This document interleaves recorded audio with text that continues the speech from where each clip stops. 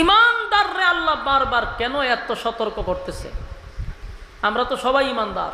এই যারা দাঁড়ায় আছেন আপনারা বেঈমান না ইমানদার? হয়তো কথা কয় না, চিন্তা ফিরে গেছে গা। জোরে কন ইমানদার। বৈশা যারা রয়েছেন ইমানদার। আমিও নিজেরে দাবি করি ইমানদার, হুজুরও দাবি করে ইমানদার, সবাই নিজেরে ইমানদার দাবি করছি, ঠিক নেই? তো এক বেচারা যে ঈদের নামাজও পড়ে না, সারা বছরে ঈদের নামাজটিও পড়ে না, নামাজ নাই, রোজা নাই, হজ নাই, জাকাত নাই, ফর্দা নাই, সুদে ঘুষে জেনা বেবিচার টেন্ডারবাজি সাদাবাজি কোনো আকাম বাদ নাই যে হে করে না। এর যদি আপনি জিজ্ঞাসা করেন আপনি ইমানদার না বেঈমান, বুকত তাফা দিয়ে কইব আমি ইমানদার, ঠিক নেই? এমনি হইতো না, তাফাটা দিয়া কইব। যদি কোন বলে ভাই আপনি যদি ঈদের নামাজও পড়েন না, ইমান আপনার আসেনি, ভাই সর্বনাশ, নামাজ না বললে কইছে আমার ইমান বড় শক্ত।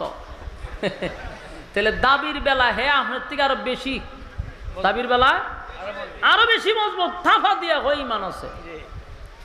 তাহলে এখন আমরা একটা প্রশ্ন জাগে না, সুদ করেও কয় ইমানদার, ঘুষ করেও কয় ইমানদার, বেনামাজিও কয় ইমানদার, বেফরদাওয়ালাও কয় ইমানদার, টেন্ডারবাজেও কয় ইমানদার, সাদাবাজেও কয় ইমানদার, দুর্নীতিবাজেও কয় ইমানদার, জেনা করেও কয় ইমানদার, ইমাম সাহেবও কয় ইমানদার, বক্তায়ও কয় ইমানদার, ফিস সাহেবও কয় ইমানদার, সবই দি ইমানদার। বেঈমান কো কথা হয় না, যে রে কয় হেও কয় আমি ইমানদার, তো বেঈমানটা গেল কো? সম্মানিত সুদী, শুধু সাবাবাজি করে দাবি করলে তো হবে না, বাস্তবায়ন হতে হবে। আমি দাবি করলাম ইমানদার, কিন্তু আসলে কি আমি ইমানদার?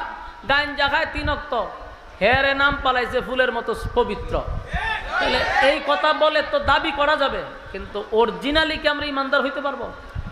দাবি দিয়া ইমানদার হওয়া যায়। ইমানদারের ইমানই পরীক্ষা হয়। কথা কি বুঝতেছেন? আচ্ছা, জ্বর উঠেনি আপনারা? তাপ জ্বর উঠলে ফার্মেসির থেকে ডাক্তার আনলে ডাক্তারে ব্যাগ থেকে দেখবেন একটা কলম বাইর করে, এটা বগলের নিচে ঢুকায় রাখে, এটার নাম হইল থার্মোমিটার। বলুন কি মিটার? এটারে কয় জ্বর মাপার মেশিন। তো এই থার্মোমিটার ওই জিব্বার নিচে দেয়, আনাইলে বগলের নিচে দেয়, দিয়া কতক্ষণ দইরা কয় যে আপনার জ্বর 103 অথবা 104, যে মেশিনটা দিয়া মাফে এটার নাম হলো থার্মোমিটার। তো জ্বর মাপার মেশিন থাকার কারণে জ্বর কত আপনি না বললেও বাইর করুন যায়। কথা কই না জি? আপনি যদি তখন বলেন না আমার জ্বর বেশি না, কিন্তু মাইপটা দেখা যায় আপনার জ্বর সর্বোচ্চ, এটা মাফার মেশিন আছে, কিন্তু ইমান মাফার মেশিন তো নাই। ইমান মাফার মেশিন না থাকার কারণে সুদকুরেরাও হয় ইমানদার, ঘুষকুরেরাও হয় ইমানদার, বেনামাজিরাও হয় ইমানদার, জেনাকুররাও হয় ইমানদার। কেন কয়? মাফার মেশিন নাই।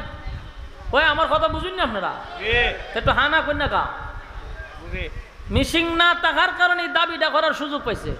কথা কয় না তো? যদি মেশিন থাকতো তাহলে দাবি করতে পারতো? আমি যে বক্তাইছি ওয়াজ করতাম, আমি ইমানদার দাবি করতে পারতাম না যদি মেশিন থাকতো। আমি যখন স্টেজে উঠলাম হইলে তখন বলে হুজুর একটু কারণ চান, আপনি ওয়াজ করবেন পরে আগে বগলের নিচে একটু আলগি দেন। তো দেখতে না বলে তুললে আমার বগল আলগি মেরে দিছে, আলগি মাইরে মেশিন একটা ঢুকাই দিছে, দিয়া হয় একটু খারে তখন খারো রইলাম, টান্দা বাইর করে হয়তো জোর আপনার ইমান জিরো। ওয়াজ করানো লাগতো না, বাদ যান ইজ্জত লইয়া তাড়াতাড়ি বাড়িতে যাই। ধরা খাইলাম হইলে নি ইমাম সাহেব নামাজ পড়াই, তো ইমাম সাহেবের নামাজ পড়াইবার আগে বগলের নিচে খাটি ঢুকাই দিছে। আগে পরীক্ষা করে লো, পরীক্ষা করে দেখতো ইমান জিরো। ইমাম সাহেবের ইমামতিত না দিয়া হয়তো মান সম্মান থাকতে ব্যাগ লইয়া বাড়ি যায়, ঠিক নেই? নেতা এসে বক্তব্য দিত, হয়তো বক্তব্য দিবি পড়ে আগে তোরে যে মানছে ফুলের মতো পবিত্র হয়, আমরা মিঠাটা লাগাই দেখে লই, বগলের নিচে আলগি দিয়া ঢুকাই দেখতো যে ইমান জিরো। হয়তো নেতাগিরি করবে পরে আগে এখান থেকে ভাগ, নাহলে বেজ্জুতি হবি, ঠিক নেই? ফিরাইলে মুরিদ করবার লাগিয়া বলে মুরিদ করবি পরে, ফাও টিপব তোর পরে, আগে তোর ইমান মাইপা লই। ইমান মাইপা দেখা যায় ইমান জিরো, ফিররে ঘরের ভিতরে অর্ধেক জুতাদা বাইরে বাইরে বাহিরিত, ঠিক নেই? তাহলে এই মিশিংটা না থাকার কারণে সর্বমহলের মানুষ নিজেরে ইমানদার দাবি করে, আওয়াজ দেয় না। কেন? মাফার মিশিং নাই, তাই সাবাবাজি যার মনে চায় সেও করতেছে। 3 বেলা গাঞ্জা খায় মুস লাল হয়ে গেছে, হেও নিজের ইমানদার দাবি করে। কেন দাবি করে? মিশিং নাই, কেউ প্রমাণ করতার তো না হ্যাঁ গাঞ্জা খালি কি হইব, কিন্তু হ্যাঁ নিজের দাবি করে ইমানদার। আল্লাহ কয় মিশিংটা দিছি না কেন? আমি বান্দাদেরকে মানুষের সামনে বেইজ্জতি করতে চাই না, তোর ইজ্জত আর সম্মান আমি রক্ষা করার জন্য এই মিশিং পাঠাই নাই। কারণ তোর মনের অবস্থা তুই ভালো করে জানস, নিজেকে নিজে শুধরানোর জন্য আল্লাহ আমাদেরকে এই মিশিং দেয় নাই। দিলে তো কেউ আর ভালো থাকলো, নইলে কেউ আর বড় গলায় কথা বলতে পারতো না। এই জন্য আল্লাহ কয় বান্দা আমি তোরে মানুষের সামনে লজ্জা দিই না, নিজে শুধরায়া যাও। ঈমান এমন এক জিনিস, দুনিয়ার সব কিছুর ব্যাপারে ছাড় চলে, ঈমানের ব্যাপারে কোনো ছাড় নেই। তাহলে একটা পাইলাম ঈমান। এবার আসুন 2 নম্বর হলো নেক আমল। নেক আমল আমাদের জীবনে দরকার আছে না নাই? দুনিয়াতে যার টাকা আছে তার দাম আছে, টাকা ছাড়া এই দুনিয়াতে এখন দাম পাওয়া যায় না। বাস্তব না বাস্তব? টাকা ছাড়া মা বাপের কাছে সন্তানের দাম নাই এখন। বেকার কদিন থেকে দেখেন করো, দেখবেন মা বাপুই সন্তান দেখতে পারে না। তাহলে এই দুনিয়ায় চলতে গেলেও ভাই টাকা লাগে। যার টাকা আছে তার দাম আছে, যার টাকা নাই দাম নাই। আর পরকালের সিস্টেম হলো যার নেক আছে তার দাম আছে, যার নেকি নাই তার 4 পয়সার কোনো দাম নাই। তাহলে আমাদের জীবনের নেক আমলের দরকার আছে না নাই? আল্লাহ বলেন আমি তোমাদেরকে দুনিয়ায় পাঠাইছি নেক আমল করার জন্য। তোমরা গোলামি শুধুমাত্র কেবলমাত্র আমার করবা, আর তাম সৃষ্টি জগৎ আমি তোমাদের গোলামি করার জন্য বানাইছি। সুবহানাল্লাহ থাকলে বলতে পারেন আল্লাহ আমরা অনর্থক বানাইছে। أفحسبتم أنما خلقناكم عبثا وأنكم إلينا لا ترجعون। رب كريم বলেন অনর্থক দুনিয়ার জমিনে আমি পাঠাইনি। ক্ষণস্থায়ী দুনিয়া, এই দুনিয়া চিরস্থায়ী না, এটা তো বিশ্বাস করে।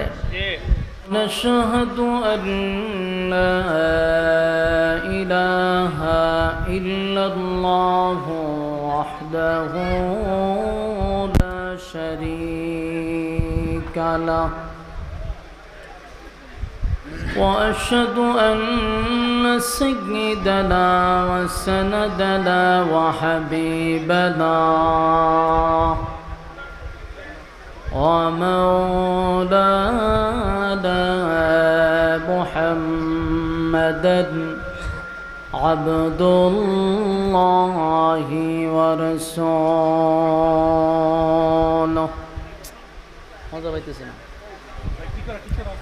أرسله بالحق بشيرا ونذيرا وداعيا إلى الله بإذنه وسراجا منيرا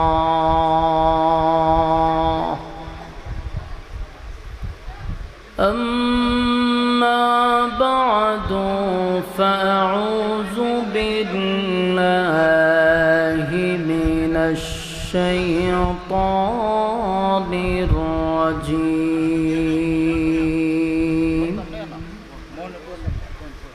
بسم الله الرحمن الرحيم إن الذين آمنوا وعملوا الصالحات كانت لهم جنات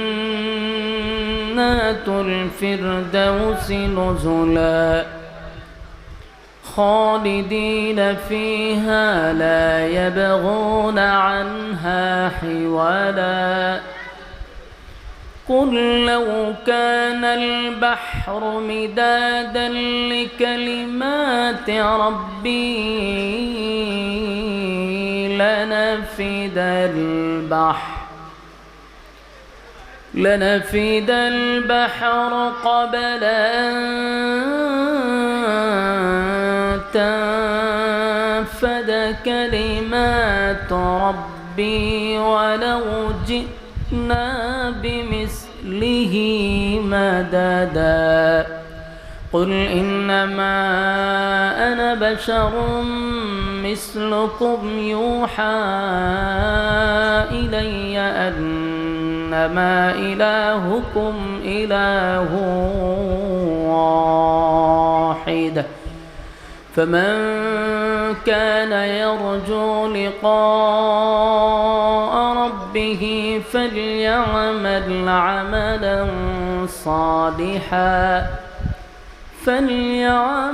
عملا صالحا ولا يشرك بعبادة ربه أحدا صدق الله العظيم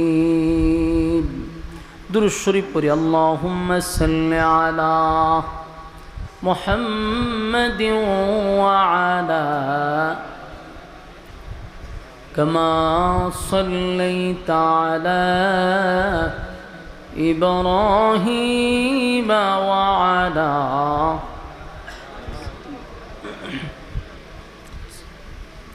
إنك حميد مجيد اللهم بارك على محمد وعلى آل محمد كما باركت على إبراهيم وعلى آل إبراهيم إنك حميد مجيد मेरा दिल तलब रहा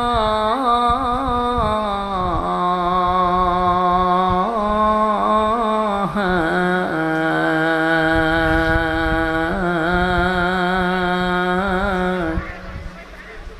मेरे जलने रहा है सीना ए दवा वही मिलेंगी मुझे ले चलो मदीना बलगल औला बिकमालिही कशफत तुजा बिजमालिही हसनत जमीअ खिसालिही सल्लो ज़िकीर बातिल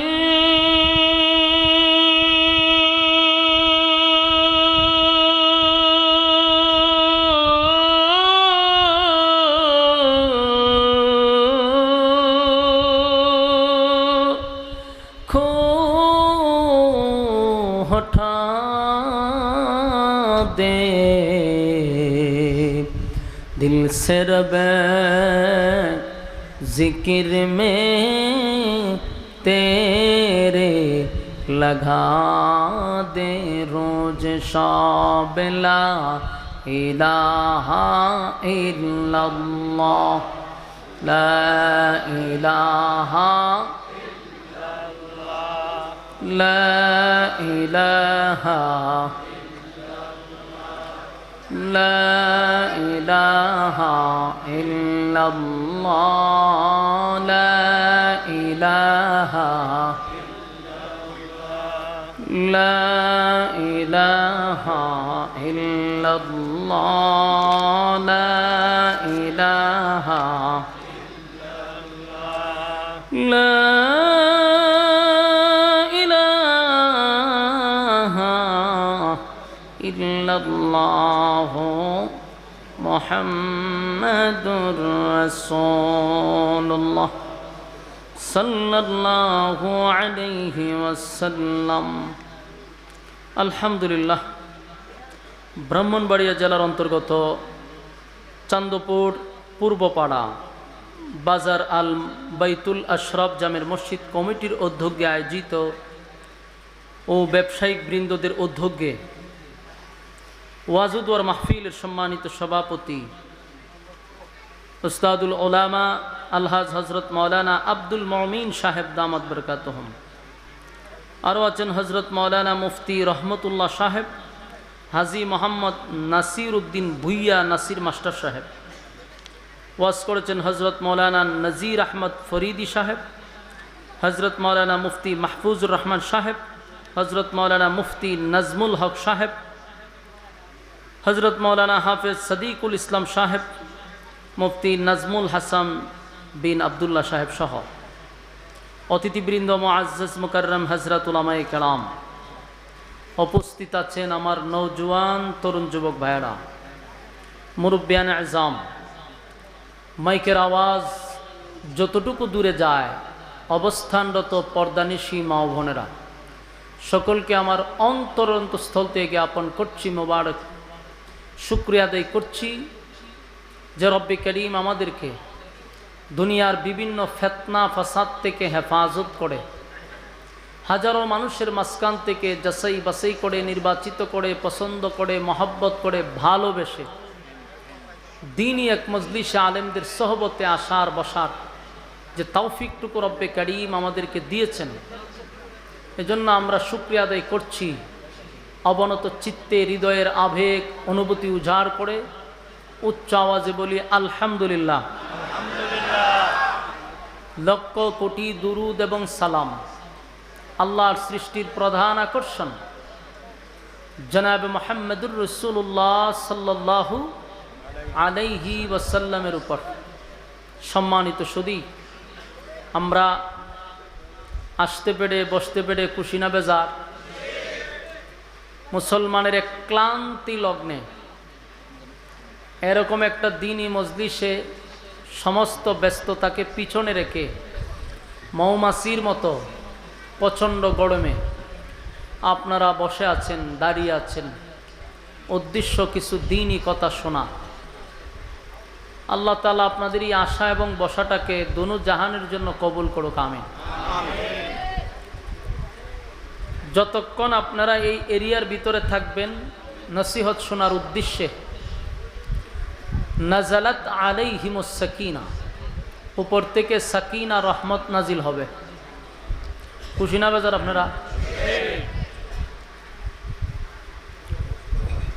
গুনাহ হবে না এটাই সম্ভব, কিন্তু প্যান্ডেলের বাহিরে গেলে গুনাহ যে হবে এটাও সম্ভব। তাই গুনাহ মুক্ত পরিবেশে আমরা বসছি। আল্লাহর কাছে আমরা সবচেয়ে বড় শুকরিয়া আদায় করি যে আল্লাহ আমরা সুস্থ রাখছে, এই জন্য আমরা শুকরিয়া আদায় করি আলহামদুলিল্লাহ। সুস্থ থাকার কারণে আপনারা এখানে আসছেন। আপনি এবং আমার মতো কত মানুষ অসুস্থ, হসপিটালে, বিভিন্ন মানুষ বিভিন্ন জায়গায় আটকা পড়ে আছে, কিন্তু আপনারা জায়গা হচ্ছে না, দাঁড়িয়ে আছেন, মৌমাছির মতো বসে আছেন প্রচণ্ড গরমের মধ্যে। আল্লাহ তাআলার কুদরতি ক্যামেরায় ভিডিওগুলা করা হচ্ছে। রোজ হাসরের দিনে আমাদের কোনো মুসিবতের সময় উসিলা স্বরূপ এই ভিডিওটা আল্লাহ আমাদেরকে সেদিন দেখাবে। আলহামদুলিল্লাহ। এই জন্য আমরা মোনাজাত পর্যন্ত, মানে মোনাজাত পর্যন্ত থাকবেন, মোনাজাত দিয়ে যাবেন, এরকম নিয়ত আছে কার কার? হাত তুলি। হ্যাঁ, আমি উপরে বসার কারণে সব দেখি। যারা দাঁড়ায় আছেন অনেকে হাত তুলেন না, এর লক্ষণ খারাপ, উদ্দেশ্য খারাপ। হাত তুলেন একেবারে এইভাবে দাঁড়ায় মারেন, বলেন ইনশাআল্লাহ। আমরা মোনাজাত পর্যন্ত, এই যে আতলামায়া ইনশাআল্লাহ কয়, রে উদ্দেশ্য তো খারাপ। কেউ যদি আপনার পাশে আতলামায় হাত তুলেন না, কা খালি ওয়াদাটা কোনো রকম করাই দেন, বলে ইনশাআল্লাহ মোনাজাত পর্যন্ত আমরা আছি ইনশাআল্লাহ। জায়গা পর্যন্ত আটকাই দিছে। ওয়াদা বরখেলাপ করা মুনাফিকের খাসলত, কথা কই না দি। কেউ যদি এখন উড়ে কি হইয়া যাইব? মুনাফিক হইয়া। তে কেউ গেলে আপনারা স্লোগান দিবেন, আমি কমু কে যায় রে, আপনারা বলবেন মুনাফিক যায়। ইজ্জত থাকবো নি? হ্যাঁ, ইজ্জত বাঁচাইবার লেগে বইয়ে তখন লাগবো, মান সম্মান শেষ হইব। বসেন, কথা আমরা না বলি, আশপাশে ভাই কথা কইেন না, কথা কইলে মনোযোগ নষ্ট হইব, কেউ আমরা কথা না বলি। যেহেতু আপনারা দাঁড়িয়ে আছেন, কেউ বসে আছেন প্রচণ্ড গরমের মধ্যে, আমি ভূমিকা লম্বা না করে ডাইরেক্ট আলোচনায় ঢুকে গেলে যতক্ষণই বসলেন আলোচনার মধ্যেই থাকলেন, আমি ভূমিকা লম্বা করে আপনাদেরকে কোনো কষ্ট দিব না ইনশাআল্লাহ। আসুন আমরা আলোচনায় ঢুকে যাই। আমি আপনাদের সামনে সূরা কাহফের শেষ অংশের আয়াতগুলি তেলাওয়াত করছি। এই আয়াতকে সামনে রেখে আমরা কিছু কথা আপনাদের সামনে উপস্থাপন করতে চাই। আল্লাহ তাআলা বলনেওয়ালাকে বলার, শুননেওয়ালাকে শ্রবণ করার তৌফিক দান করুক, আমিন। আমার তেলাওয়াতকৃত আয়াতে আল্লাহ দুইটা শর্ত দিছে। বলুন শর্ত কয়টা? এইভাবে জপতে থাকবেন, তাহলে একেবারে আলোচনা মুখস্থ হয়ে যাবে। আল্লাহ আমাদেরকে শর্ত দিছে দুইটা এবং সুসংবাদ জানাইছেন একটা। বলুন সুসংবাদ কয়টা? শর্ত কয়টা? দুইটা শর্ত যদি আমরা মানি, আল্লাহ আমাদেরকে এমন সুসংবাদ দিছে যেই সুসংবাদটা শুনলে আপনারাও খুশি হবেন। আমার তেলাওয়াতকৃত আয়াত আল্লাহ বলে, ইন্নাল্লাযীনা আমানু ওয়া আমিলুস সালিহাতি কানাত লাহুম জান্নাতুল ফিরদাউসি নুজুলা। আল্লাহ বলেন দুইটা শর্ত। ইন্নাল্লাযীনা আমানু, এক নম্বর শর্ত হলো ইমান, দুই নম্বর ওয়া আমিলুস সালিহাত, নেক আমল। তাহলে ইমান আর একটা হইল নেক আমল, এটি হলো শর্ত। কানাত লাহুম জান্নাতুল ফিরদাউসি নুজুলা। আল্লাহ বলেন এই দুই শর্ত যে মানব, জান্নাতের সর্বোচ্চ ভিআইপি যে জান্নাত, যেটার নাম হলো জান্নাতুল ফিরদাউস, আল্লাহ কয় আমি সর্বোচ্চ জান্নাতুল ফিরদাউসের মেহমান বানায়া দিব। বলুন শর্ত ছাড়া না শর্ত সাপেক্ষে? বিনা শর্তে ফেরদাউস দিবে না। দুই শর্তের বিনিময়ে সর্বোচ্চ জান্নাতের মেহমান বানাবে। আল্লাহ হবে মেজবান আর আমাদেরকে বানাবে মেহমান। কি সুসংবাদ, কি কপাল আমাদের! মাত্র শর্ত হইল দুইটা। এই দুইটা শর্তের কারণে আল্লাহ বলেন ভিআইপি জান্নাতের মেহমান বানাবো। শুনতে তো বড় সহজ, ঠিক না? যে মাত্র দুইটা শর্ত, ইমান আর আমল, অসুবিধা কি? এখানে যারা বসছে সবার দাবি ইমানদার, সবার দাবি হইলো আমরা নেক আমল করি, তো জান্নাত পাই গেছেন। আপনারা জান্নাতুল ফেরদাউসের মেহমান হয়ে গেছেন না, ঠিক না? খুব সহজ। যতটুক সহজ মনে হয়, বাস্তবতা কি এতটা সহজ না।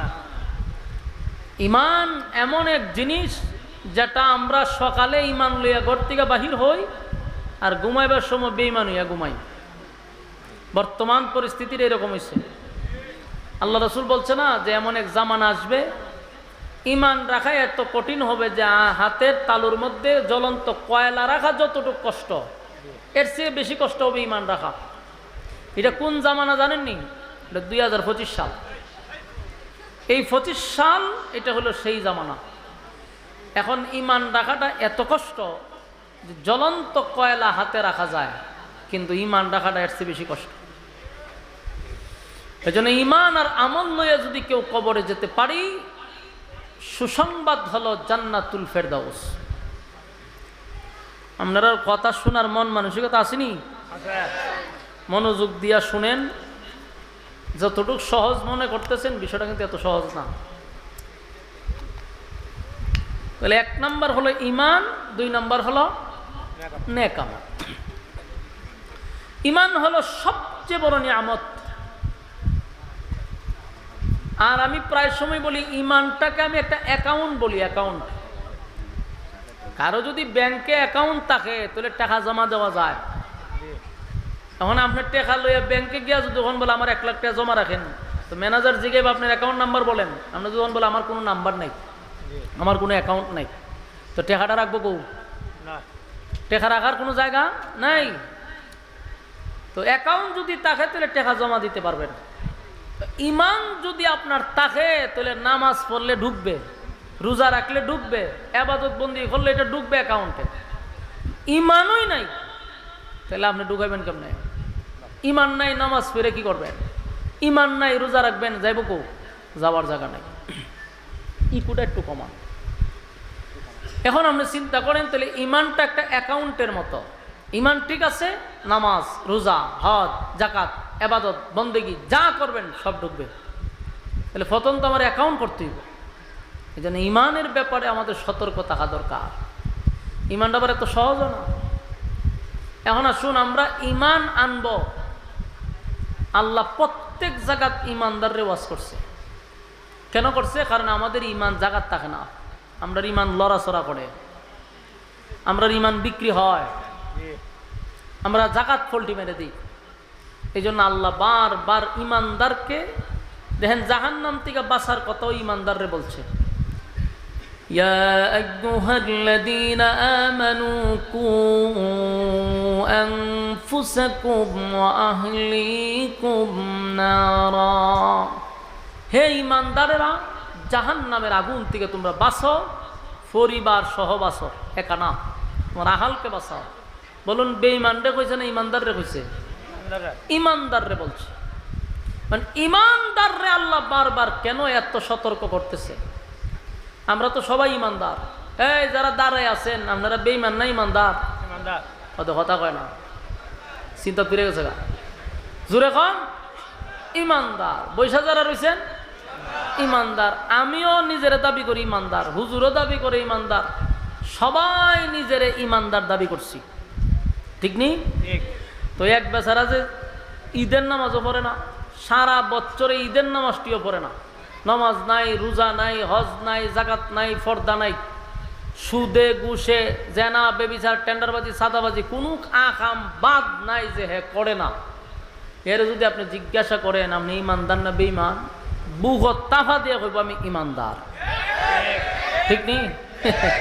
এমনি কইতো না, তাফাটা দিয়া কইব। যদি কোন বলে ভাই আপনি দি ঈদের নামাজও পড়েন না, ইমান আপনার আসেনি, ভাই সব না, নামাজ না বললে কইছে আমার ইমান বড় শক্ত।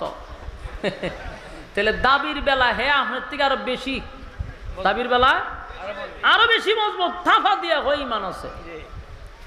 তাহলে এখন আমরা একটা প্রশ্ন জাগে না, সুদ করেও কয় ইমানদার, ঘুষ করেও কয় ইমানদার, বেনামাজিও কয় ইমানদার, বেফরদাওয়ালাও কয় ইমানদার, টেন্ডারবাজেও কয় ইমানদার, সাদাবাজেও কয় ইমানদার, দুর্নীতিবাজেও কয় ইমানদার, জেনা করেও কয় ইমানদার, ইমাম সাহেবও কয় ইমানদার, বক্তায়ও কয় ইমানদার, ফিস সাহেবও কয় ইমানদার, সবই দি ইমানদার।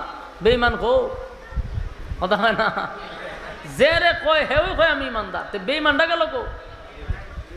সম্মানিত সুদী, শুধু সাবাবাজি করে দাবি করলে তো হবে না, বাস্তবায়ন হতে হবে। আমি দাবি করলাম ইমানদার, কিন্তু আসলে কি আমি ইমানদার? গাঞ্জা খায় 3 ওয়াক্ত, হেরে নাম পালাইছে ফুলের মতো পবিত্র। তাহলে এই কথা বলে তো দাবি করা যাবে, কিন্তু অরিজিনালি কি আমরা ইমানদার হইতে পারবো? দাবি দিয়া ইমানদার হওয়া যায়। ইমানদারের ইমানই পরীক্ষা হয়। কথা কি বুঝতেছেন? আচ্ছা, জ্বর উঠেনি আপনারা? তাপ জ্বর উঠলে ফার্মেসির থেকে ডাক্তার আনলে ডাক্তারে ব্যাগ থেকে দেখবেন একটা কলম বাইর করে, এটা বগলের নিচে ঢুকায় রাখে, এটার নাম হইল থার্মোমিটার। বলুন কি মিটার? এটারে কয় জ্বর মাপার মেশিন। তো এই থার্মোমিটার ওই জিব্বার নিচে দেয়, আনাইলে বগলের নিচে দেয়, দিয়া কতক্ষণ দইরা কয় যে আপনার জ্বর 103 অথবা 104, যে মেশিনটা দিয়া মাফে এটার নাম হলো থার্মোমিটার। তো জ্বর মাপার মেশিন থাকার কারণে জ্বর কত আপনি না বললেও বাইর করন যায়। কথা কই না জি? আপনি যদি কখন বলেন না আমার জ্বর বেশি না, কিন্তু মাইপটা দেখা যায় আপনার জ্বর সর্বোচ্চ, এটা মাপার মেশিন আছে।